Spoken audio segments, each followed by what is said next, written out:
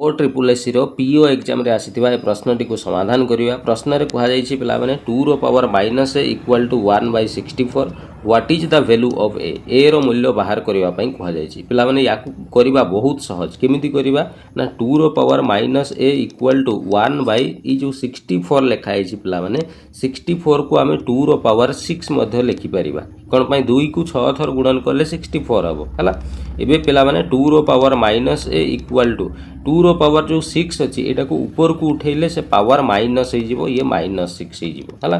ताले इक्वेशन पिला माने थिले जो आधारटा बोथ साइड रे कटि जाई तेनु ये 2 2 कटि जिवो गोटे minus a equal to minus 6 पुणी ये माइनस माइनस मध्ये कटि जिवो तेनु a इज इक्वल टू 6 बाहरिबो जोटा ऑप्शन नंबर a रे अछि बुझी गेला। तेनु ए भलिया पीओ रो समस्त मैथमेटिक्स क्लास करिवा पई एबे ही चैनल टी को सब्सक्राइब करिके रख हला। थैंक यू जय जगन्नाथ।